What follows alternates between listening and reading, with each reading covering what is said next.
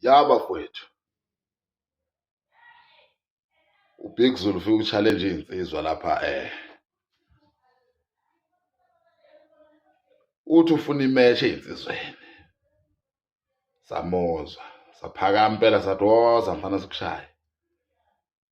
Hayi waqhumela idijubane.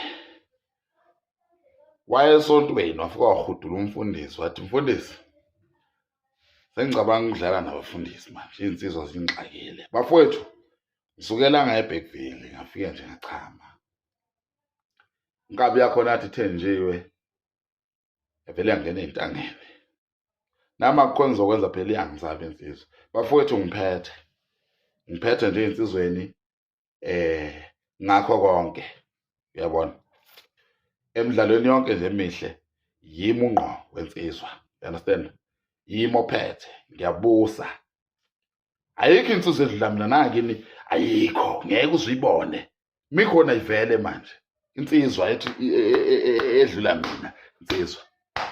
Ezethembayo insizwa ayivele manje. You understand? Yimina manje obeka i-challenge. Insizwa manje ezethembayo ayivele ngaphambili ngishaya. Yeah. Imchallengeile uBig Zulu wangisaba. Yimi ophethe ngifuna nje insizwa eyodwa engizoyinquma before kuphela unyaka. Engizoyishaya nje ngenze ngayo isibonelo eyodwa. Ibilunga nalenye engizovula ngayo unyaka ngoFebruary. Yes. Ngifuna insizwa nje iyodwa ezethembayo ngiyayiqupha. Ukube kuyavunyelwa ukuthi sidubulane nakhona bengizothi nezu10 esizodubulana nje. Yabona nje. Hlehliswane nje ngenhlavu.